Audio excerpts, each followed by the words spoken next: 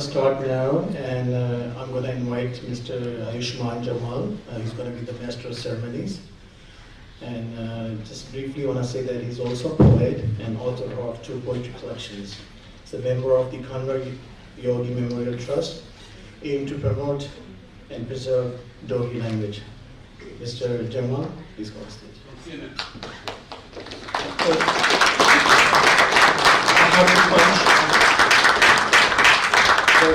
He's a senior news editor at CNN News 18, so you must have seen him on TV. So in case you're wondering.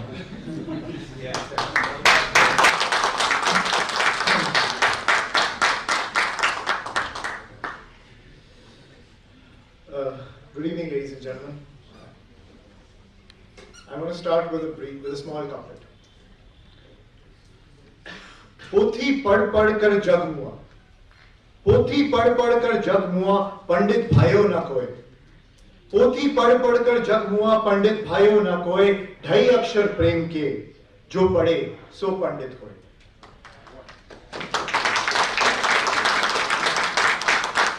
Scholars, this is the translation, scholars were never made from reading countless books.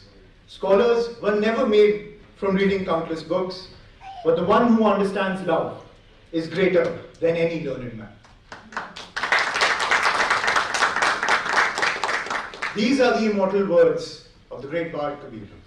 Love, ladies and gentlemen, the source of tolerance, brotherhood, and empowerment, has been wielded by great men throughout history, channeled through faith and politics to create a better and more peaceful world.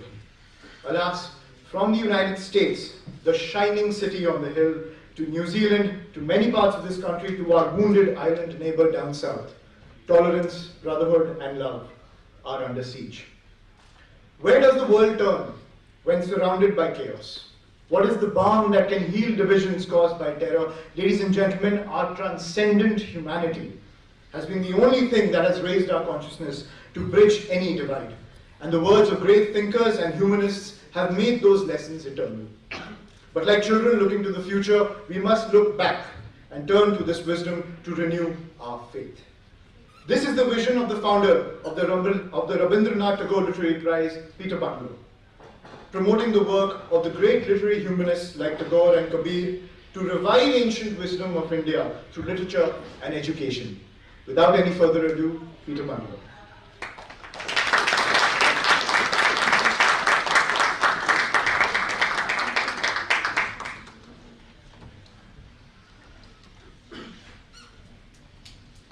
Thank you all for coming. Ladies and gentlemen, brothers and sisters, ambassadors and volunteers, thank you for being here today with us to celebrate the second award presentation ceremony of Rabinderanath Tagore Literary Prize.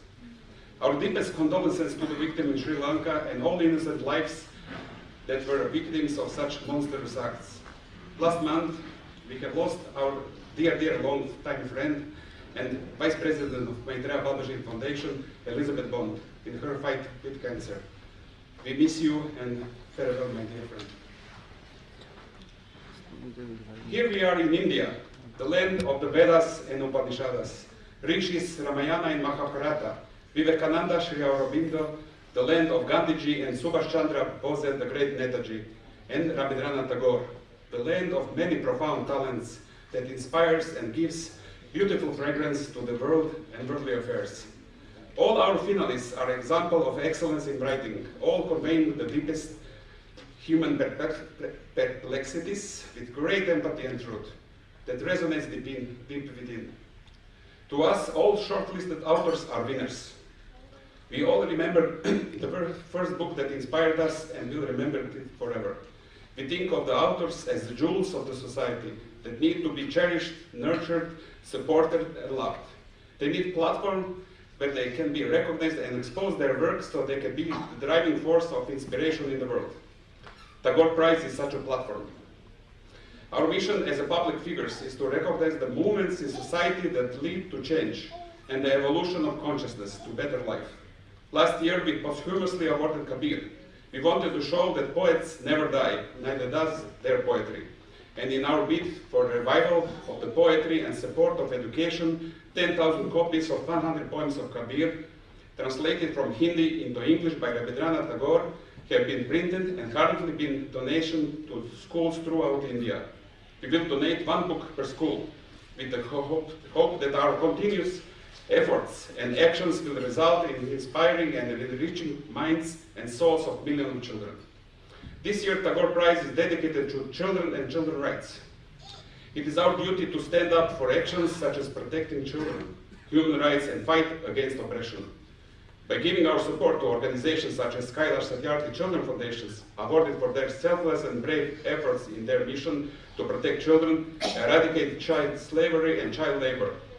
I would like to once again remind us all of the importance for free education and carefree childhood, for the need of support, protection, and love for the children. Furthermore, I would like to thank our dear friend Mrs. Neeram Misra and her Draupadi Trust for reminding us about the necessity of protecting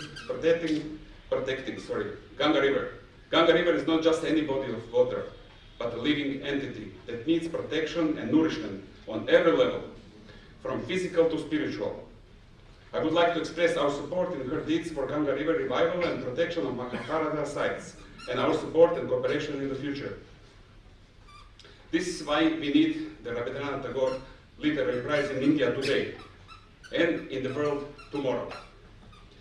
From Mother India, we are taking the first steps. Rabinderanath Tagore, Vishwakavi, poet of the world, a Nobel Prize laureate, awarded for his vision and worldly accomplishment, was a man of the world. We also want to honor his legacy in recognizing the importance of other cultures and their visions in making one beautiful community of writers, poets, intellectuals, humanitarians, and philosophers.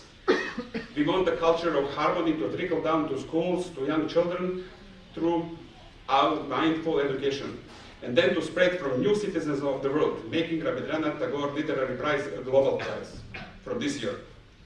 Now, I would like to hand over this beautiful book of Kabir poetry to the President of India International Center, Shri N.N. Vora, but somebody on his behalf, actually, Mrs. Misra, Mira Misra.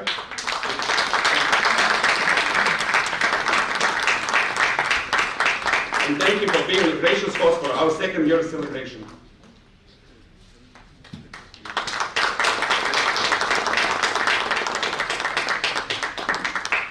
Good evening, friends. On behalf of IIC President and Director, I'm delighted and honored to receive this Kabir Prize book.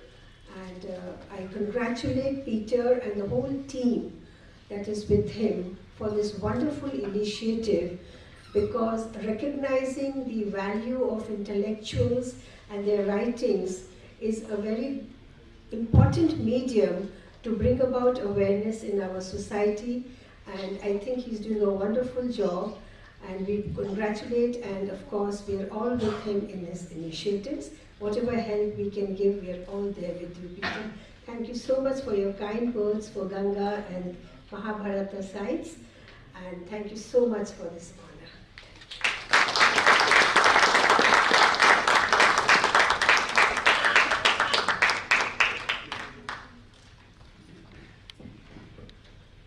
Thank you, Peter and Anand, for that. When I met Peter for the first time, and I asked him what was the impetus behind his mission, he said just one word: Seva. And the minute he said Seva, it reminded me what Tagore once said about service, where he said, "I slept and dreamt that life was joy. I awoke and saw that life was service. I acted and behold, service was joy." Peter, thank you for inspiring all of us with your mission to raise our consciousness and to give the strong impetus, this message of peace, to a world that desperately needs it. Our first speaker of the evening is Mr. Amarendra Katwa. He's a former secretary of the Ministry of External Affairs and a celebrated poet who's written 40 books, and he's also translated Tagore's works from Bengali to Spanish. Sir, please, stage is yours.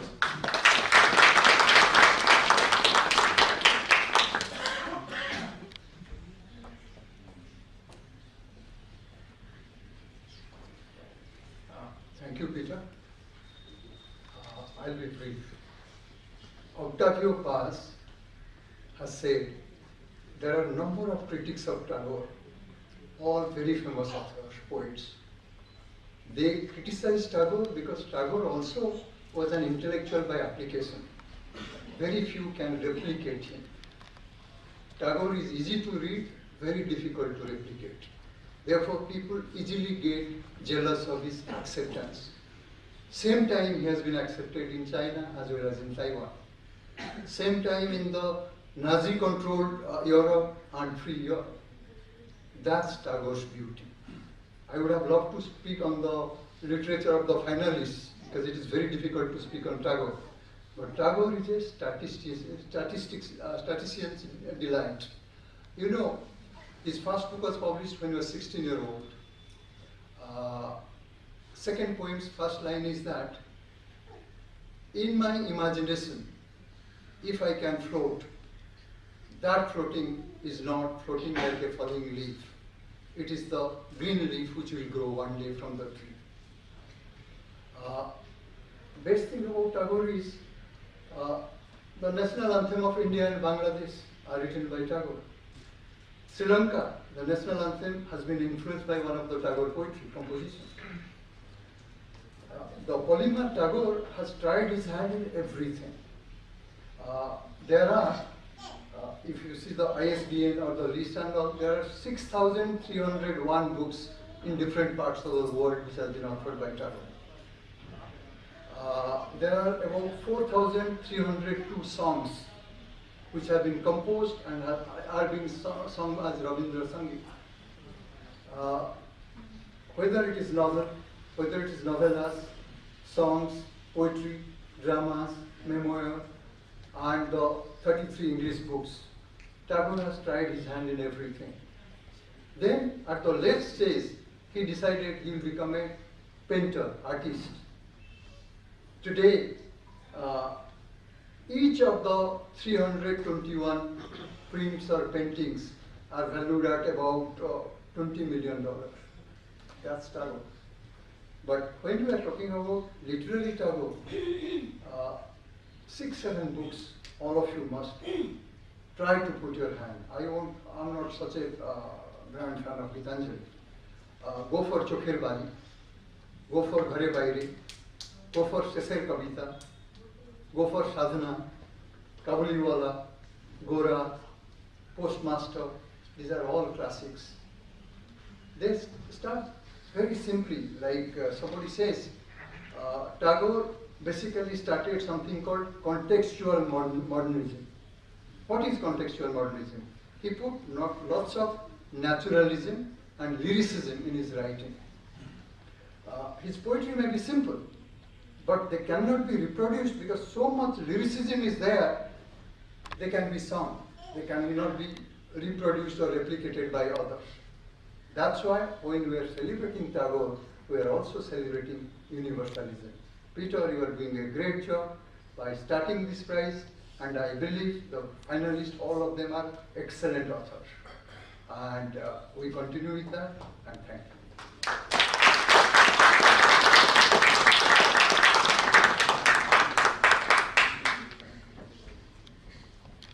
Virendra sir talks about universalism, and when he was talking about that, he reminded me of another one of Kabir's great couplets, which I, with your permission, would like to recite.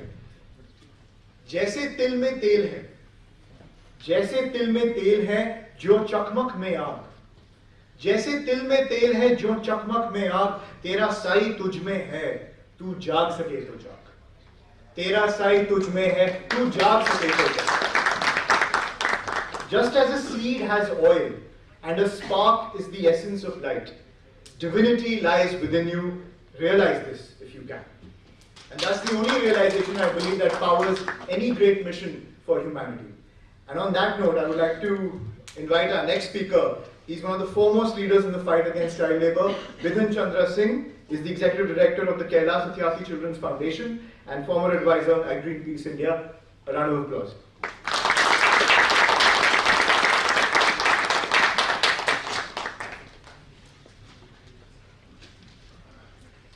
Have you ever tried to catch the moon? Is the moon really that far away? A curious little girl really doesn't think so. But her elder brother keeps telling her otherwise. Can she convince him? You will have to read the Astronomer to find out, as she shares a delightful dialogue with her Dada, brother. A timeless gem from Gurudev for the children of this world. Ladies and gentlemen, it's a privilege for me to be invited for today's event. Thank you, Peter and Maitreya Publication.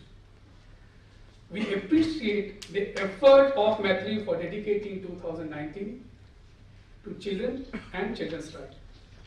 It's much needed. Let me give you some top-line data. Of the close to 2 billion children between 0 to 18 years of age in the world, 168 million are engaged in work, labor, and this is ILO's 2012 figure. 300 million of the world's 2 to 4 year old children have faced some form of violence or the other. 2017 UNICEF figure. There were 19.5 million refugees in 2015, and half of them were children. Gurudev was merely 7 years old when he wrote his first poem. And we talked about 16 years of age, his first literary piece was published. Let me quote Gurudev. I quote, "Life aspirations come in guise of children," unquote. We at Kailash Satyarthi Children's Foundation tirelessly work to fulfill the aspirations of our children across the globe. Let me briefly talk about the work of our leader and our inspiration and guiding force, Nobel laureate Shri Kailash Satyarthi. The Peace Prize awarded for his work rescuing children from slavery and exploitation placed children rightfully at the center of world peace. Peter, that's what I read, the reason of Maitreya on the website. Today, 78 million children are free to learn by being in school owing to Mr. Satyarthi's effort globally. Acknowledging that action on the ground alone is not enough to bring about long-term change, he also inspired millions to come together to successfully call for policy change globally, nationally, and legal reform to protect children. The Nobel Peace Prize amplified Mr. Satyarthi's resolve to eliminate violence against children and child slavery during his lifetime. That's what he keeps on telling everyone across the globe. And we at Kailash Satyarthi Children's Foundation, our volunteers across, really believe that in his lifetime, we can resolve this. I commend you, Peter, and Maitreya Publication for taking this brilliant initiative of bringing focus of Tagore Prize and the organization on children. Kailash Satyarthi Children's Foundation is looking forward to collaborate this year with the initiative for our children. At the end, let me quote Gurudev, and I quote, "Don't limit a child to your own learning, for she was born in another time," unquote. Thank you.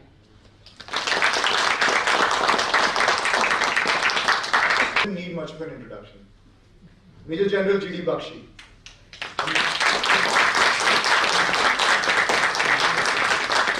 He is a man who has defended this country in times of war and led braves to combat terror in Jammu and Kashmir. He's one of the nation's foremost defense and strategic experts and a revered military philosopher whose zeal we witness regularly on the news.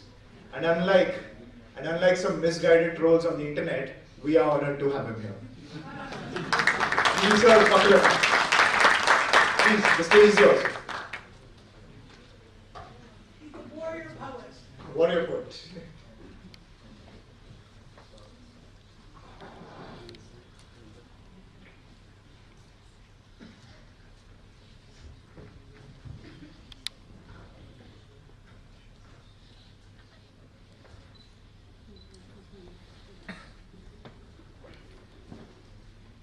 Your Excellency, the Ambassador of Taiwan, dignitaries, ladies and gentlemen.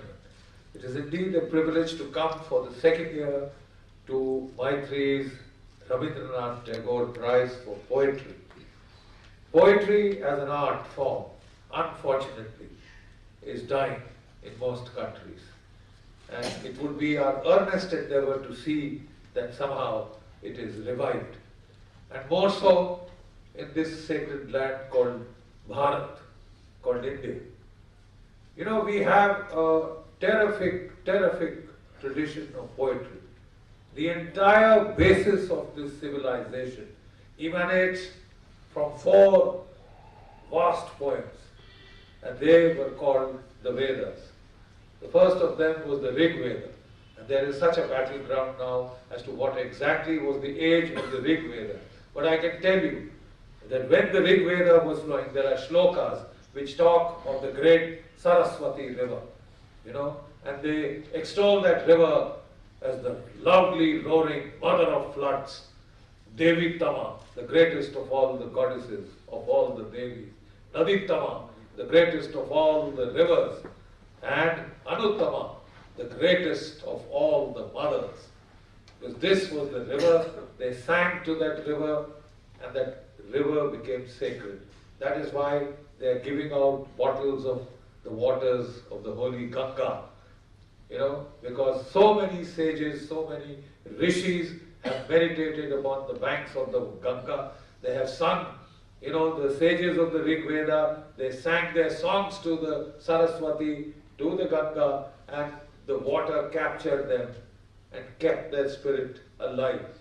That is why you will see all classical sages in India with a commander. If he wanted to give you a blessing, or if he wanted to give you a curse, he would take water from there and sprinkle it onto you. Why? Because that water was charged with his meditations. We believe that water holds that spiritual charge. Water holds that poetry. The singing, tinkling river has its own music. So we arose from a poetry, from a vast collection of poems. That was the basis of the Indian civilization.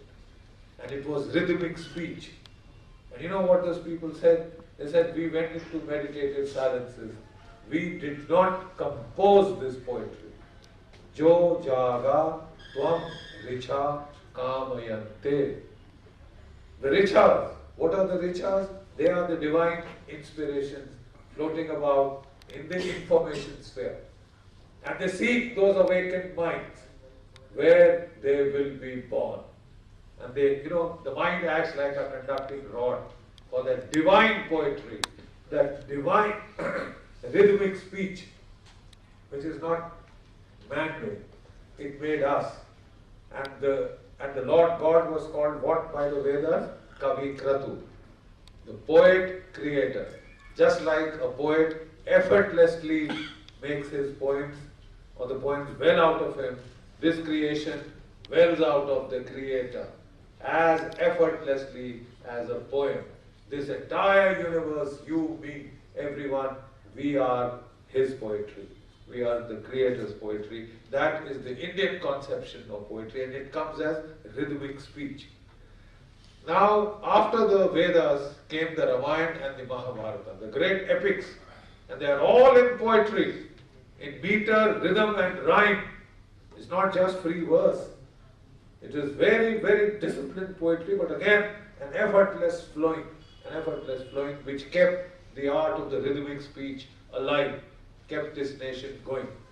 And then in the Middle Ages, we had Kabir, we had Meera. And once again, you see that same rhythmic speech now in the language of the masses, not in Sanskrit, which was the language of the elite, but in the language of the masses. And you see the rhythms in that poetry. You know, then we come to the freedom struggle, and once again, you know, we have that famous poetry, and I just give it as an example. You don't have to know the language, but to be able to feel the rhythm.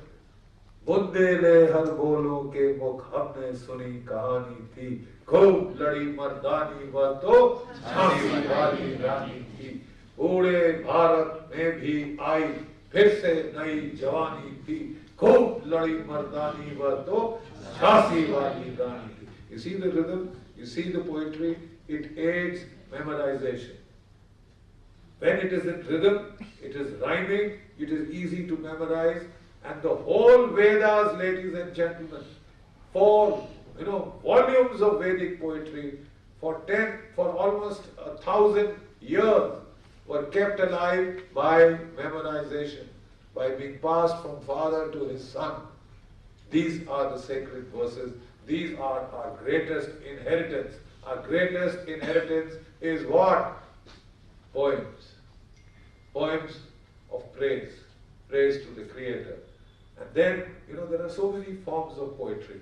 We come to the beautiful form of haiku, where you just capture the isness of the here and now. You're standing in the mountains and you get that shiver of joy when you see the peaks, you see the clouds, you see the freshness of the dew on that leaf. And that moment is captured in your memory forever and ever. That is your Zen moment.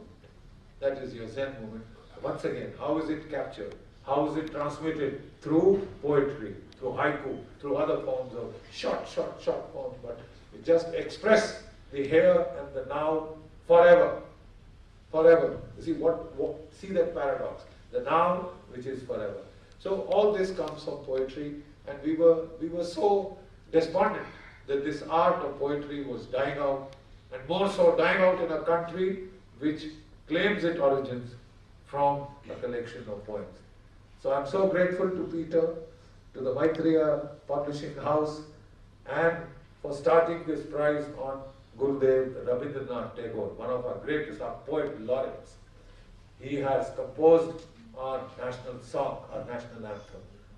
The national anthem of Bangladesh is his creation, and the national anthem of Sri Lanka, the third country in South Asia, is his inspiration. So it all comes back to poetry. Thank you, Peter, for doing so much for keeping this art alive. May God bless you. You spread the verses of Kabir last year. May you let this rhythmic speech flow. And may more and more and more of you, may this tribe of poets, I can see K.K. Darwala, one of our great poets. Thank you, sir, for being here. And we hope more and more of you will take to poetry. Keep the art alive. Keep the art alive. Keep our civilization alive. Jai Bharat, Jai Hind.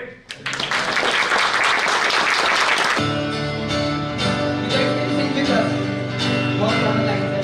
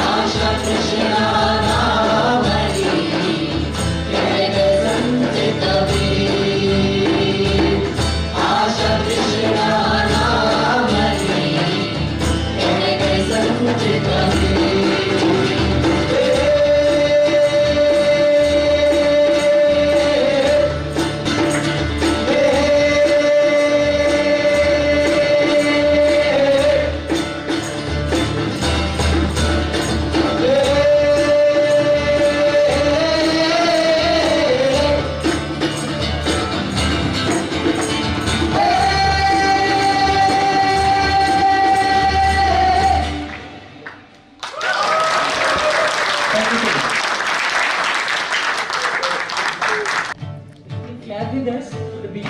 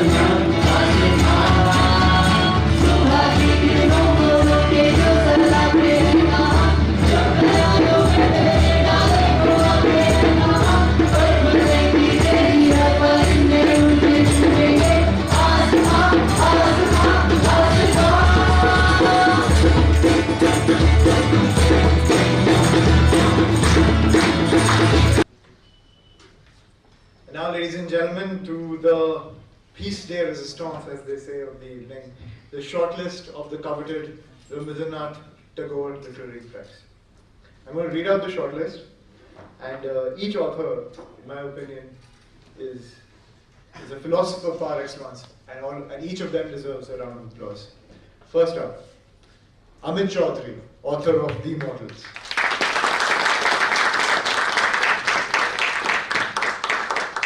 Rana Dasgupta, author of Solo.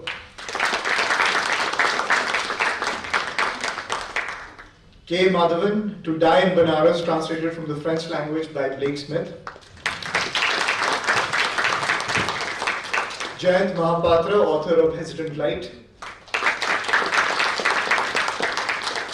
Neil Mukherjee, the author of The Lives of Others. Manoj Pandey, the author of The Legacy of Nothing. Illustrations by Yuko Shimizu. Kala Ramesh, Beyond the Horizon, Beyond. Siddharth Hanwant Sangvi, The Lost Flamingos of Bombay. Menka Shivdasani, the author of Frazzle. And finally, G. Thayil, The Book of Chocolate Saints.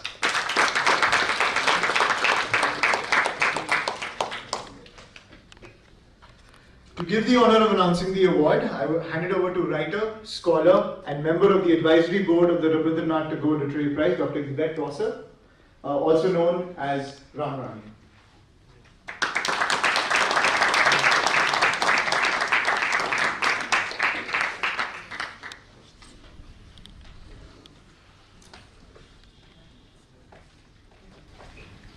My personal debt to Rabinderanath Tagore. When I was a young girl of 18 years old, more decades ago than I like to count, I arrived in India, just looking for light or wisdom or something. And I found, luckily, that after Essence of Life, I studied meditation, I studied with the Dalai Lama, and then, the height of my life, I was so fortunate to meet my Guruji, Neem Karoli Baba, and he gave me the name Ram Rani. And throughout this, when I came, Maharaji told me, Ramani, when you go back to America, go to the university and study about India and help to make Hinduism better understood and respected. So after Maharaji's Mahasamadhi, I went to America and I started studying diligently about India, and I found that the tales, the stories were warped and they were like Freudian deconstruction. It wasn't Hinduism like I knew it, like I'd studied it.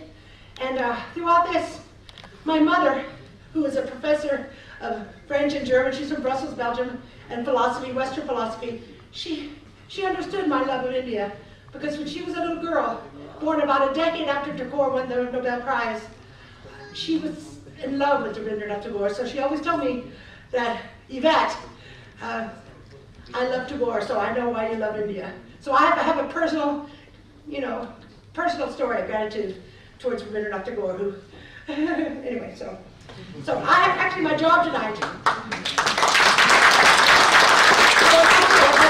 Mr. Agarwal, who said it was an irrational century, yes, but even here, hoping and wishing is for God and for truth, it's still alive.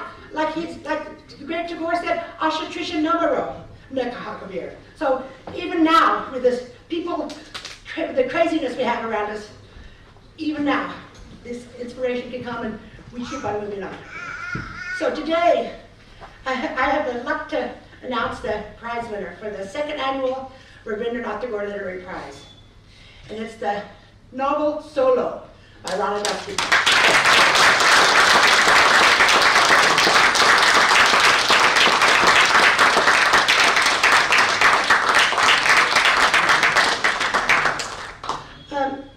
Lyrical, the book is seen as lyrical, yet unsentimental. Solo deals with oppression, violence, and personal disintegration, shown with delicate distraction and detachment. Solo is two seemingly distinct narratives, but one soloist, fictional and metafictional, binding them together. And his name is Rulik, which is a Bulgarian name, and I hope I said it right, Rulik. Rulik is every man Bulgarian. And when we first meet him in the novel, it's the early 2000s. And he is 100 years old, and he's blind. The first narrative is introspective, an introspective recounting of Ehrlich's life.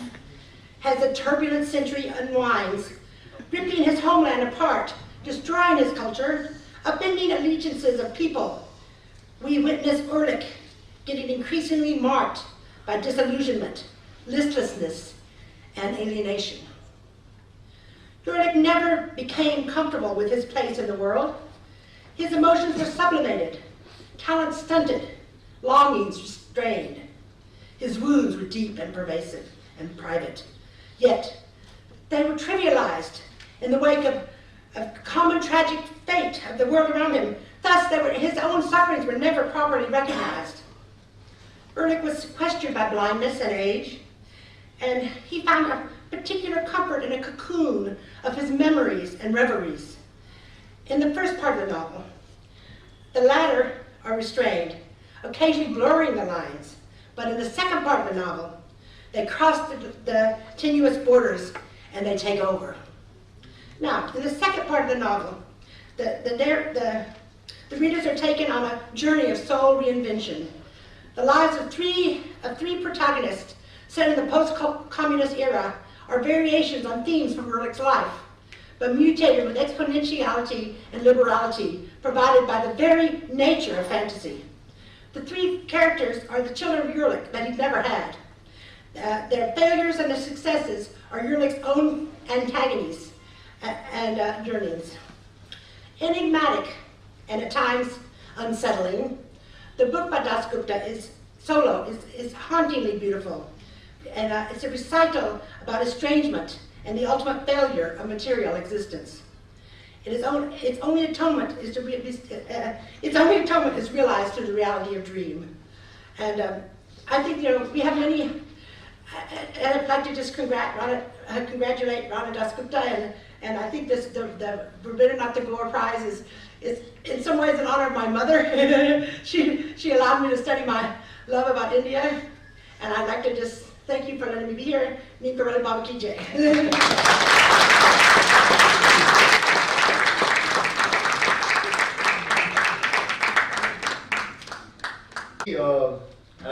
As ma'am said, the author, Rabinderanath Tagore couldn't be here, but we have the honor to have the editor of the book Solo over here, Kartika VK, who is with Westland Publications. Ma'am, would you please, congratulations, and please give us an insight into what went into crafting this piece of paper.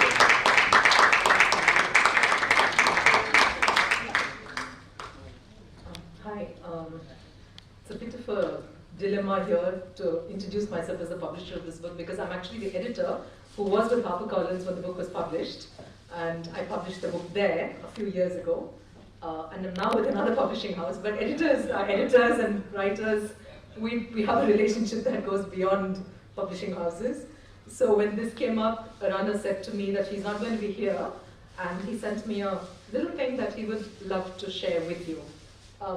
May I go ahead and read this statement? Yes, of course. Okay, I have to put on my glasses for this. So the thing about this novel is, which I may say before Rana's statement, is that it is, if you paid any attention to the summary of it, an extraordinarily brave novel to have written in India, or anywhere actually, as it's not often that you get a novel set in Bulgaria, which is written with no care for who is reading it where, and beyond the point that this is an intelligent reader located anywhere that humanism and literature matter. And that is, I think, why we were so thrilled when the novel also won the Commonwealth Writers' Prize many years ago, and why it's amazing to find it back and being talked about now. So this is what Rana has to say. I have retreated into the Swiss mountains to write, which is good news because he's supposed to deliver manuscripts, I think, to his editors. Which is why, to my enormous regret, I'm unable to be with you all tonight. I have asked Kartika in my place to do this since she was the editor of Solo in India, and it bears the trace of her love and care. 9 years after Solo came out, I am of course delighted and indeed very surprised to see it receiving fresh recognition. My heartfelt thanks to the judges and organizers of the Rabinderanath Tagore Literary Prize for their appreciation of my work and that of the other great writers on this year's shortlist, and for their efforts to promote a literature for all humanity. Brought up in England and living already for several years in India when I began to write Solo, I nevertheless chose to set the novel approximately halfway between these two, in a country to which I had no belonging save that of curiosity and longing, Bulgaria.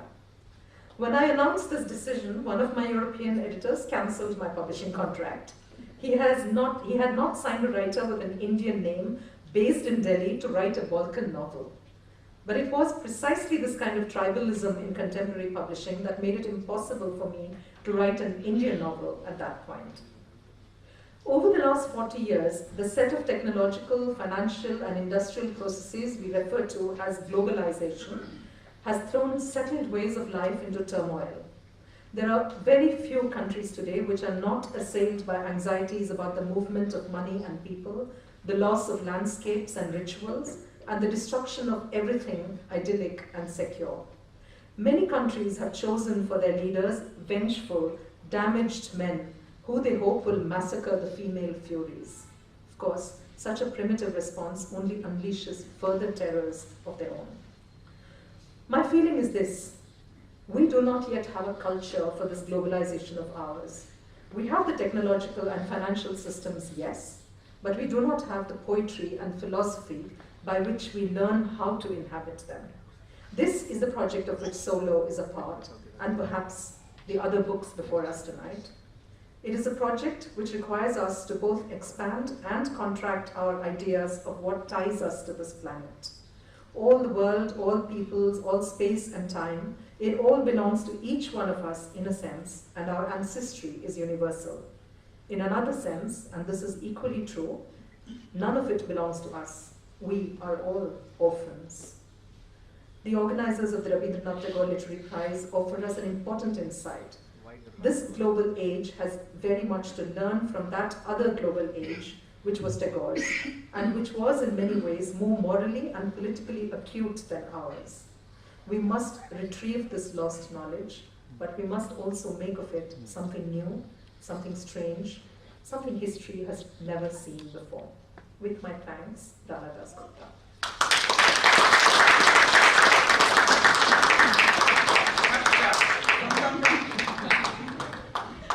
What about prize?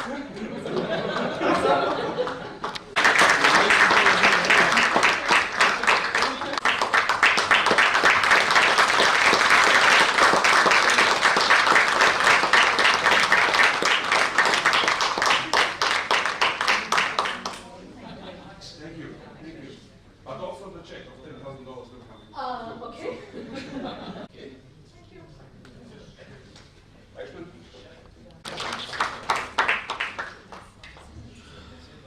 Radha Dasgupta and Kartika ma'am for receiving this honor. I want to talk about an ambitious initiative of the Rabinderanath Tagore Literary Prize.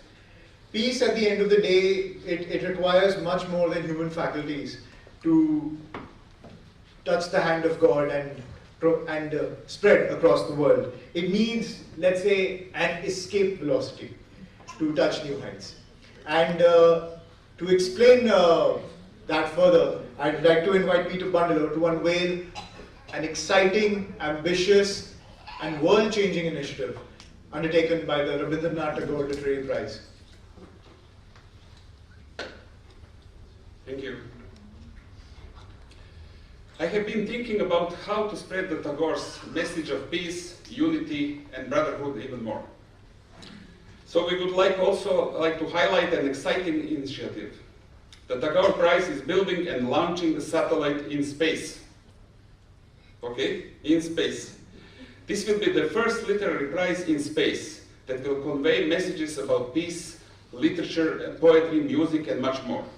Plans for the building and launch of the satellite are already underway and will be financed by crowdfunding campaign, corporate and private sponsors.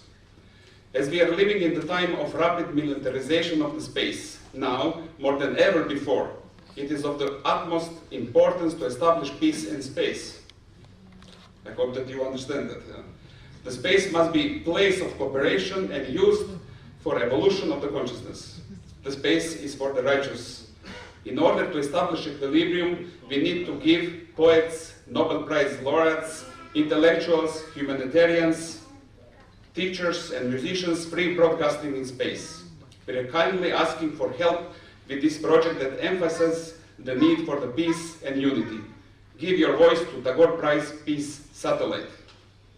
We have a message also from the United Nations, from one lady. Her name is Monica Willard. She is from UN Leading Interfaith Dialogue and one of the founders of International Day of Peace in UN. Quote, "The Tagore Prize/projects are so important as they plant peace in the universe, coming from earth to the heavens. We frequently hear bringing heaven to earth, but sending peace to the people with books and sending it into space is the launching of hope to open channels of love and light. Thank you for your leadership and for sharing so that we can diffuse our love." Thank you.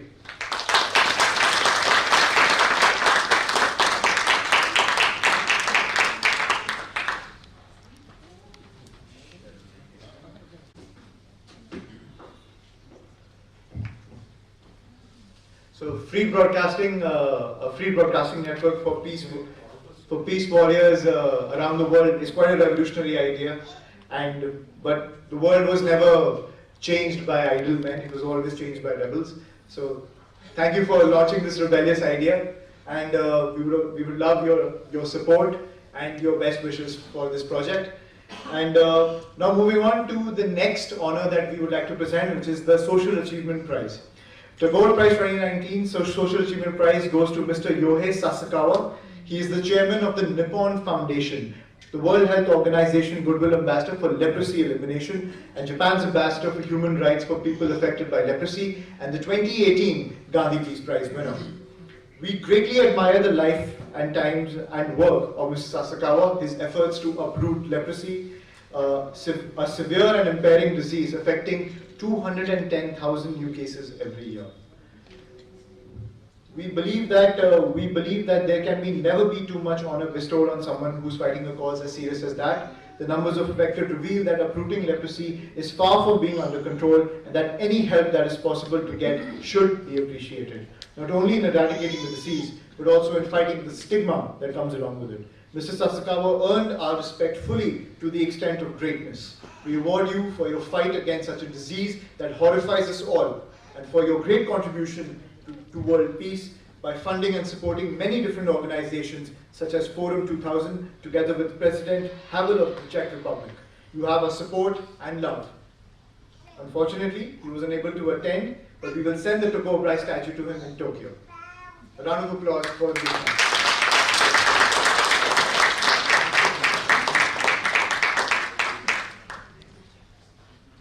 Next, I would invite Peter Bungalow to come on stage and honor our chief guest over here, His Excellency, the Ambassador for Taiwan.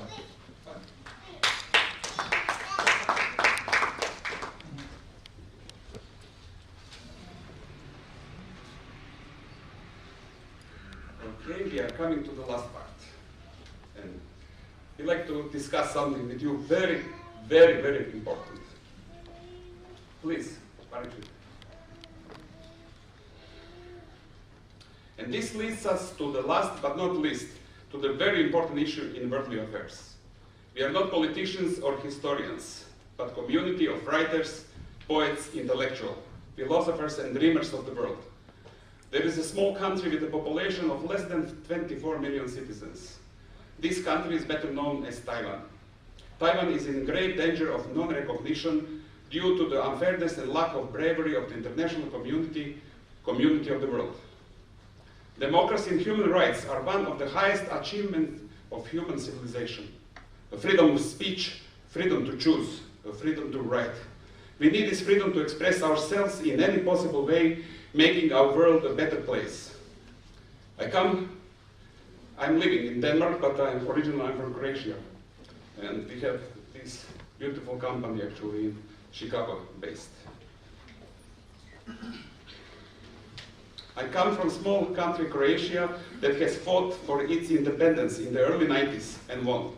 Because of the quick recognition of the international community of the new Croatia, we are standing tall and free. Being internationally recognized, Croatia has gained its strength and is a well-established country in the world with independent voice in the worldly affairs. Recognition provides protection, independence and freedom.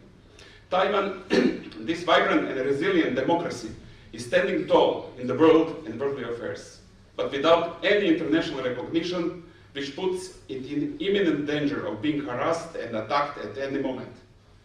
We need to support, protect and encourage and love this beautiful country and give it to recognition at once without any hesitation, giving it the protection and freedom that they fully deserve. Dear China, the ancient civilization, after all, they are your brothers and sisters. And after all, we are all brothers and sisters. Bigger countries need to be more compassionate and observant to smaller countries and always take their voice into account, with love and understanding. Like an older brother helps younger brother without any hesitation and without asking anything in return. We are asking United Nations and all the countries of the world to join us in this plea. We the people, a community of poets, writers, humanitarians, dreamers, we are standing tall with Taiwanese people and we recognize you fully to any extent as big beacon of democracy, human rights and freedom. Yes. In this spirit, we present Tagore Prize statuette to the Madam President of Taiwan, Ms. Tsai Ing-wen, and Taiwanese people. Ambassador Tien, Ambassador of Taiwan to India, will accept Tagore Prize statue and present it to Madam President in Taipei. Please come.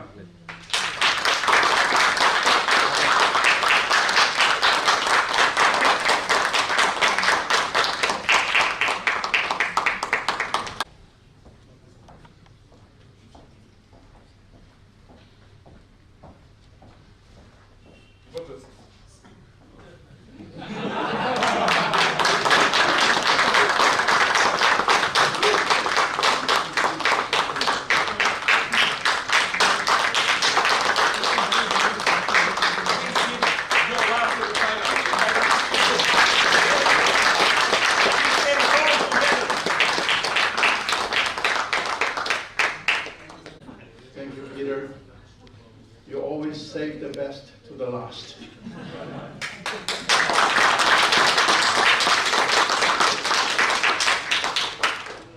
नमस्कार, मेरा नाम then जोंगवांग है।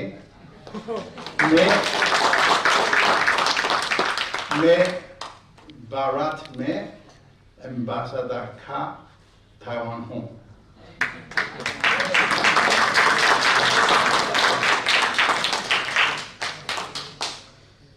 Dr. Peter Tongdanu, generals, authors, poets, writers, intellectuals, the best brains of India, friends from the media, distinguished guests, ladies and gentlemen. First and foremost, it gives me a great honor on behalf of the first Lady President of Chinese-speaking society, Dr. Tsai Ing-wen, to be here to receive this very honorable Tagore statuette, which is to manifestation and the recognition of her achievement for safeguarding the human rights, freedom, and democracy.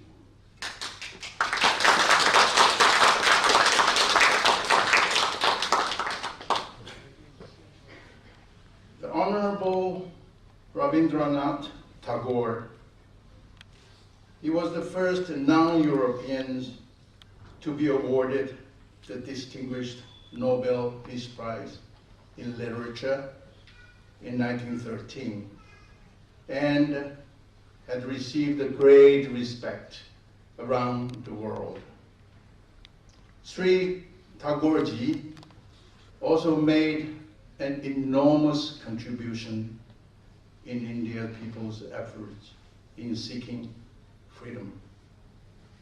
Being the first female president in Chinese-speaking society, President Tsai Ing-wen, also has been committed to consolidating Taiwan's democracy, freedom, and human rights since assuming her presidency in May 2016. As India is the largest democracy in the world, and Taiwan is the first democracy and a beacon and a vibrant democracy in Asia. So we have so many commonalities to share together: freedom, democracy, and human rights. But anyhow, we honestly urge the like-minded countries in the world, we should stand together to safeguard the same value we treasured for the human beings. I had the honor to talk with your hero, Major General just now before I came in. He mentioned that India and Taiwan, we have the same problems.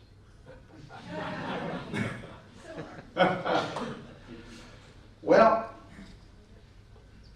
I think there's an answer for it. We can only contain the problems. We can find a solution to resolve the problems.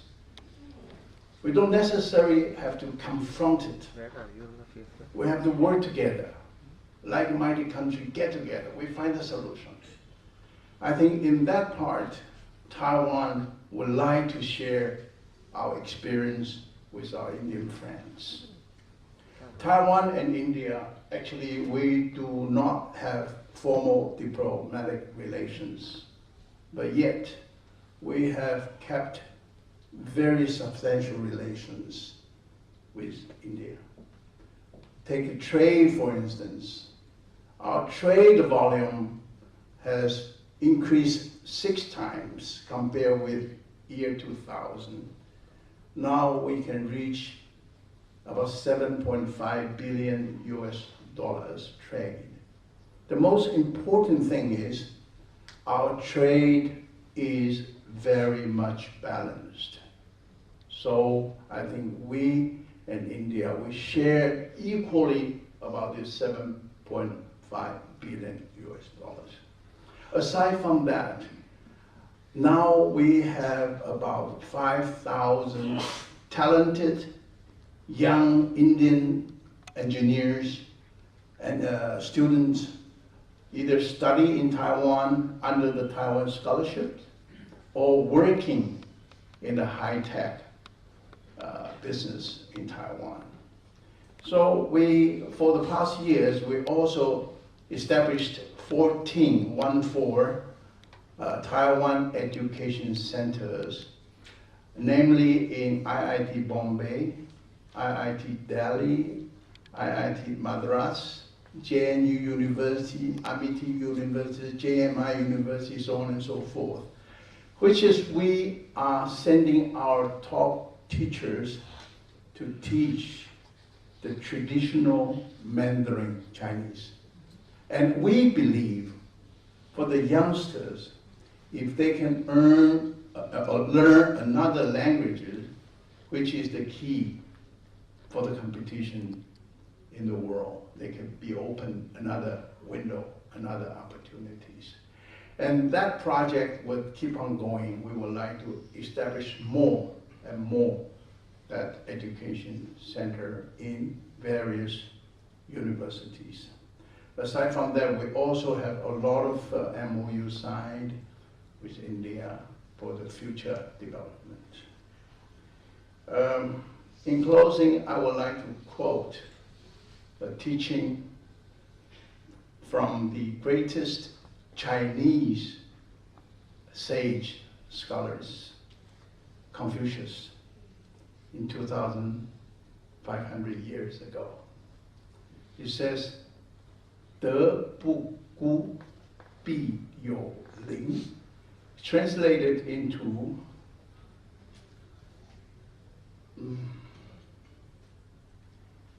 virtue is not left to stand alone. One who works on it will ultimately and eventually have neighbors. Thank you very much.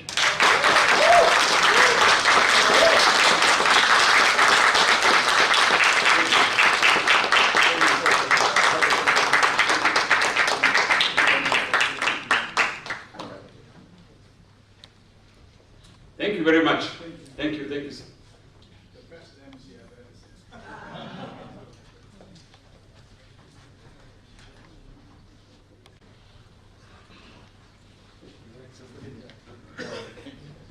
Oh, India, I salute you.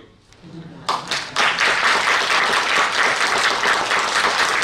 that note, can we have all the nominees on stage so that we can give you a proper round of applause? Please, join us on stage.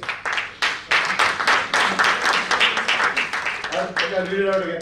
The shortlist authors, can they join us on stage? And would you like to say a few words? Manoj Pandey from NK Madhavani. Would you like to say a few words? I should say a very special thank you to Peter for having my book nominated as shortlisted along with the other 9 books. I can only say for myself, I'm reminded of Neil Armstrong, who said that when he walked on the moon, it was a small step for man, but a giant step for mankind. At the same way, I felt it's a huge step for me to be shortlisted, for my book to be shortlisted because it contains haiku and haibun, but for it to be shortlisted along with free verse and novels and fiction, I would say to be inclusive of all the other types of writing in India, I think it's a giant step for high-kind literature in India. I think it's a huge, it's a huge achievement, or it's a huge honor that Peter has given me, and I'm very, very thankful for this. Thank you so much.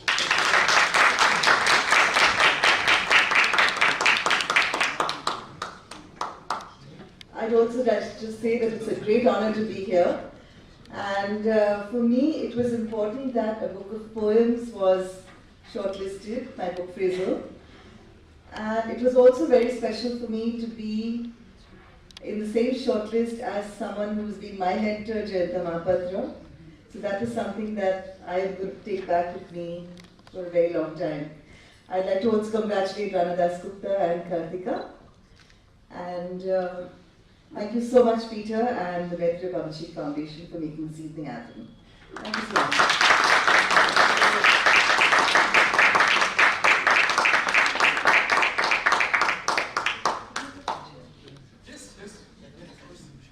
Ready? Thank you. Thank you.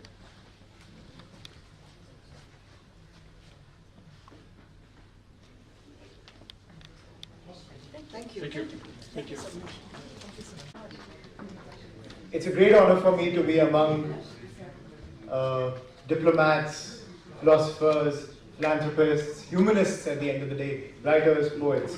And I really want to thank Peter for making me a part of this entire journey. And I feel like a student in front of many teachers, many illustrious teachers. And that reminds me of a couplet from Kabir. And it goes something like this. Guru Govind dono khaye. Khade. Sorry, my mistake. Guru Govind dono khade. Can I? Yeah. Popular. I'm trying to introduce it to a new generation. Guru Govind dono khade kaake lagu paye. Guru Govind dono khade kaake lagu paye. Balihari Guru apno Govind diyo bataye.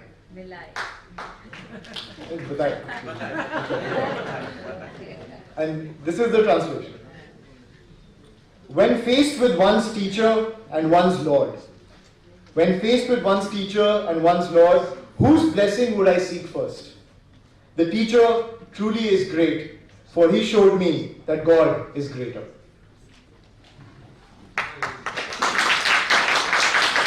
Ladies and gentlemen, when we bring love and compassion to our community, it raises the consciousness for everyone. Unity is humanity's greatest strength and something that brings us closer to God. Harnessing the wisdom of the past is a powerful weapon to guide the future, and the spirit of Tagore and Kabir should be wielded by us all to make the world a better place. We thank you for your support tonight and for your future and for our future endeavors. Good night and God bless. And that's all. I think we're all due another round of beautiful music by Mr. Manzur. So guys, can you take the stage?